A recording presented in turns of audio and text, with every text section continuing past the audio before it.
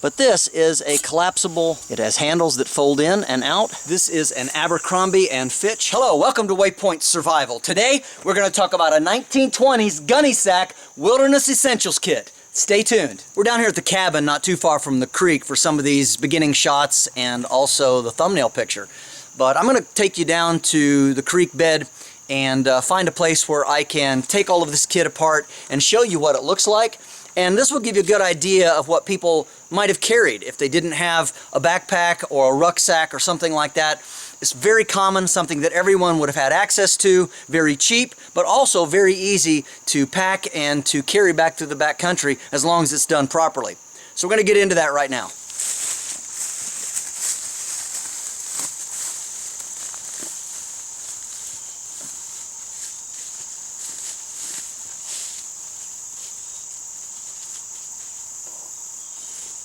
I'm going to take the pack off and put it on this tree here behind me, and then I'll spread things out so that you can see what all we're carrying and give you a good idea of how the pack is put together. Before we get into the pack, let's talk about what they would have worn. Just as today, the kind of clothes that you had not only said something about your outdoor style, but it was also very practical. And remember, they didn't have all of the manufactured stuff that we enjoy today. Many items were made at home. But they did have things like hats that you could wear, and you would want to choose a nice wide-brimmed hat depending on the style for your face and your head shape. And you would have perhaps a feather in it, something like this. And the idea was that flies would attack the feather instead of swarming around your face. I'm not sure that that works, but that's what I have read in the literature. Anyway, they would have worn clothes that were appropriate, something that was a green or a tan or a brown. They didn't have camouflage, so they wore things that would blend in easily into the wilderness. Corduroy was very popular, and so it would not be difficult to find a nice outdoors jacket that would keep the sun and the wind and some of the rain off of you if it was a light rain. And of course, a belt around the middle with a nice sheath knife attached. This is an Abercrombie and Fitch Skinner, and would have been a really good, just all-around knife to use for the outdoors.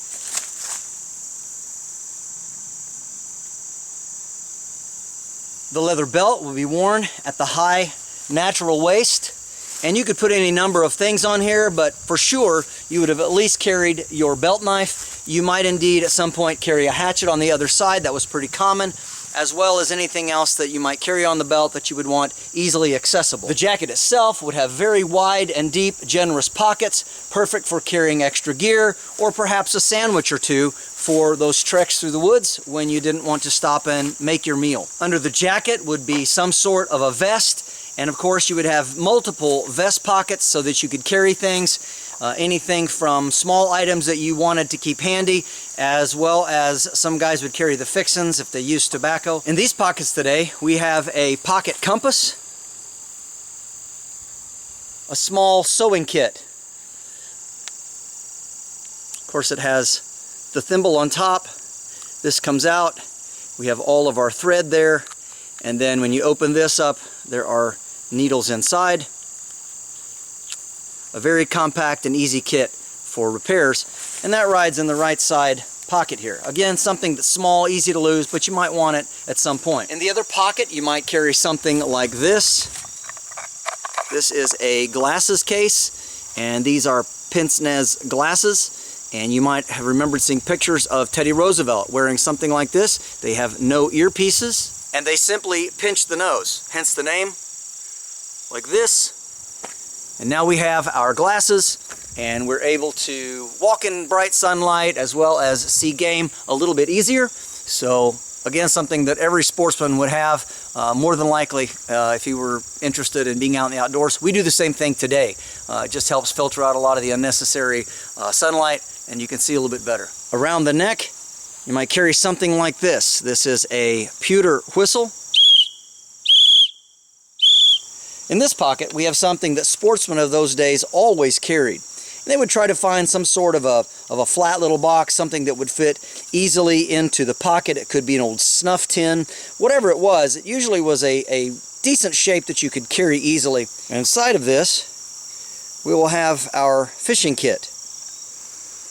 It's a simple kit. We have a hook and our line all ready to go, so we can just fish by hand and wind it back around the stick. Extra cork bobbers with some hooks in there. These are double hooks, not treble. Again, just more corks.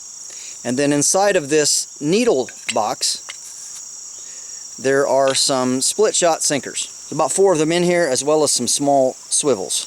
And these split shot are exactly what they sound like. This is lead shot that has been split, so you can pinch it around the line. And it all fits really neatly in the tin. It's a nice tight fit, easy to carry in the pocket. In the other pocket, of course, we have to have some sort of a pocket knife, and this is a pruning knife. Has a pruning blade as well as a simple straight blade, so very useful for all kinds of camp chores. We also have a small stone to sharpen the knife with. And last, always carried some sort of a small matchbox or match tin with a few matches in there. Of course, these would be strike anywhere, and there's a rough place here on the very bottom of this Vespa tin, so that you would use this, and you can carry this, of course, in your pocket or something like that. But yeah, so these Vestas are really kind of cool, really neat to have. You can still find them on eBay. In the back pocket, of course, we must always have our handkerchief. Always comes in handy for 101 things. The pants are corduroy as well, and our outdoor shoes are these type of wingtip boots. Would have been useful, and sort of a high top boot, very popular during this era for wearing into the outdoors. Looking at the pack, one thing that we notice, of course, is that the pack is actually a gunny sack, and you could get these in a lot of places. This one has a repair on it, and you would find things like that pretty common. But again, something that you could get off the farm or the homestead, be very easy to carry. Attached to this, we have just a granite ware frying pan, and with just a leather thong. Something very simple, very easy to use, and again, just something that's tied on. It's got a bit of a knot here to keep it from slipping through, so we can pull against that. And that's just something that's easier to carry it on the outside than the inside, just because the handle doesn't fold. Around the outside of the pack, kind of holding things together in the center and giving us a little bit of compression, but also helping our pan to ride carefully and safely without a whole lot of noise, is just a simple leather belt.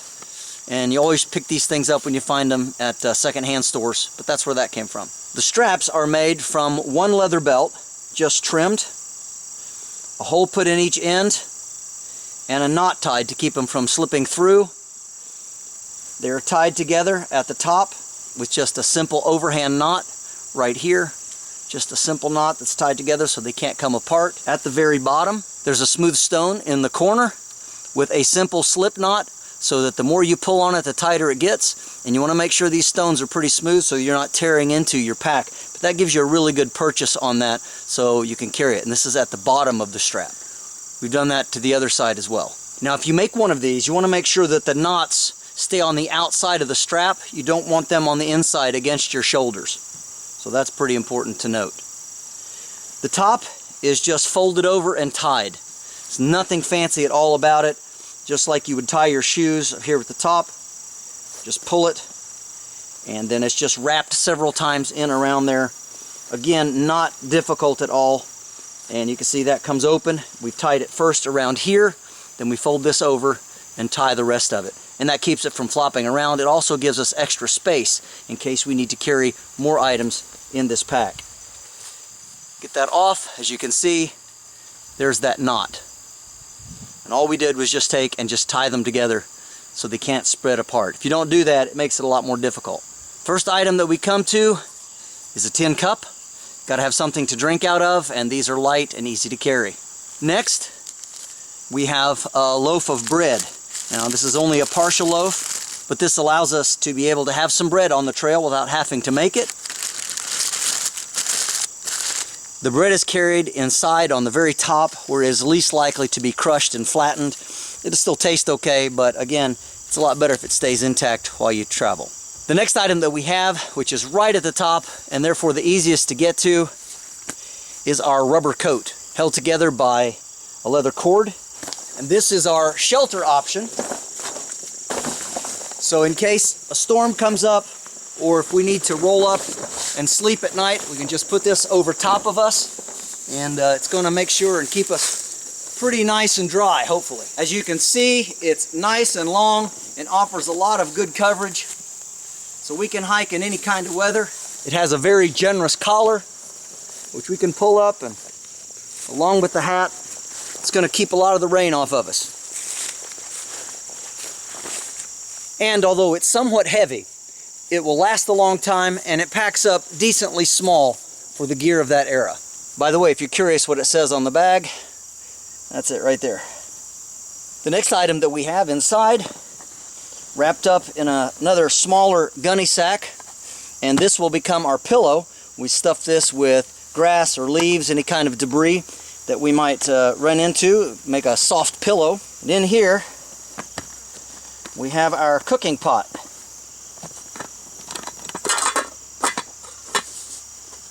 You can see this.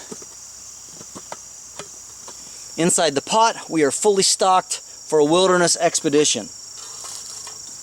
We have a nice roll of salami, ready to chop up and eat anytime we want it. We also have, nicely tied up here, we have some already cooked bacon. And this will help us when we get to camp, saves a little bit of frying time, and it makes it last longer, because of course raw meat doesn't last as long in the outdoors without refrigeration. The next item that we have, again in some wax paper, is a bit of cheese.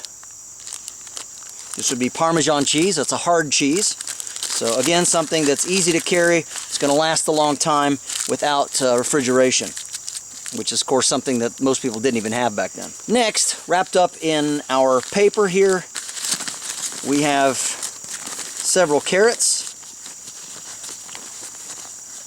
This is so we can make a stew. Along with the carrots, a nice big onion, and in the very bottom of the pot, not going to open them all, but we have 3 nice smooth potatoes. Of course, the paper helps keep them from touching the metal, and just keeps them from banging into each other, and it's much quieter that way when you're going down the trail.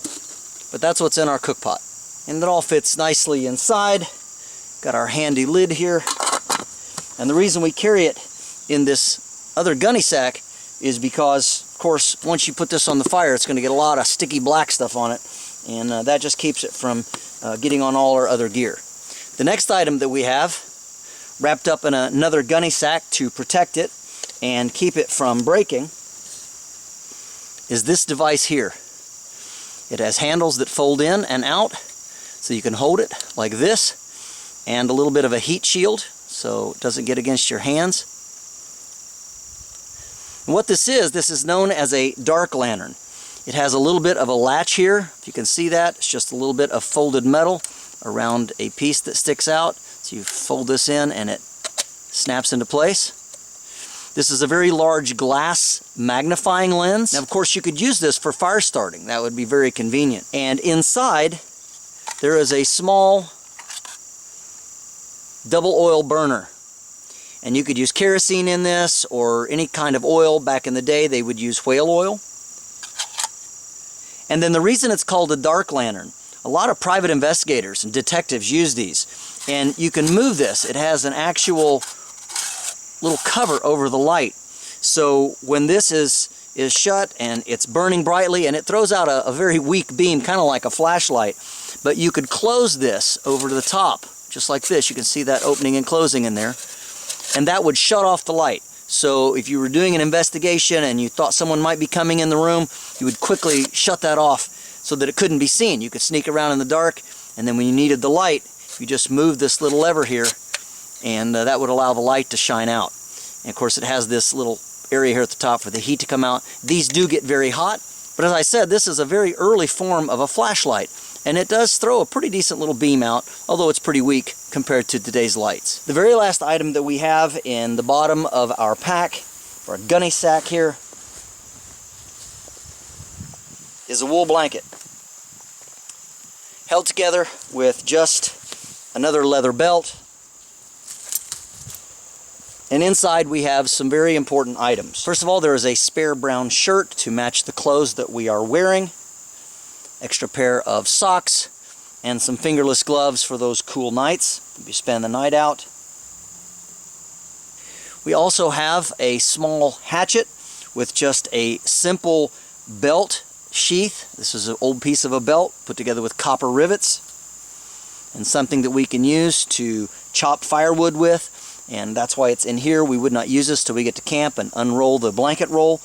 But this entire hatchet and the little cover itself weighs, I think it's 18.7 ounces, so just a little under 19 ounces.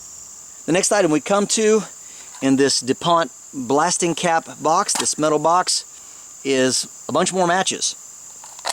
So something that we always would want to have. We carry matches in the pocket, but again, easiest way to start a fire, especially back in those days, and so you would carry a lot of matches, safely protected of course. These are strike anywhere matches, and keeping them in a metal box is the safest way to do that. The next item that we have is this little box. It had a chuck in it. Take the little lid off, and inside we see a ball of string, always very important, building shelters, making repairs. We also have a small silver salt cellar, and this does have salt in it. You can hear, got a little bit of wax paper right under the lid so that we don't lose any of the salt while we're traveling. And the next item in this old cocoa tin is our sugar. And the reason that it's important for us to have sugar is that wrapped up in here to keep everything from rattling, we have a spoon, and inside here we have our loose tea. Along with our tin cup, we are able to carry our tea bags and or just plain loose tea, which is what this is. You can see here, it's just loose tea. And many outdoorsmen of the day would carry tea or coffee, whatever they want. Chocolate, of course, is always an option. And then last but not least, we have this really neat little item here. Many of you have seen the collapsible cups that people would often bring with them when they were traveling to take pills or whatever. But this is a collapsible bucket. And the reason we don't have a canteen on this trip is because the area in which we're going has a lot of water. And so with our handy little bucket, we can carry plenty of water back and forth to our camp for whatever needs that we have. And that just makes it really handy. And of course, it collapses down really small and makes a neat vessel for a backpacking kit of this type. Alright, we've got the kit repacked, and you can see what it looks like. Thanks so much for watching. There is one thing about these glasses that I failed to mention. There is a very small hole, and this is for a chain or a cord of some sort, so that if it fell off your face, you didn't lose it. It would dangle there, and you could keep a hold of it and could attach it to some part of your clothes. So again, you would wear this only from time to time if needed, and if you were in really rough terrain or bouncing and jumping around, these will fall off. So again, yeah, you would have that attached. Well, once again, we are all loaded up. The pack is on securely. Doesn't bounce or rattle, as you can hear. Everything is tied in really good. You want to make sure, just like with any pack, that the comfortable stuff is against your back, and also that your heavier gear, as much as possible, is toward the top. And of course, anything you don't want to get squashed, like the bread, should be on the very top.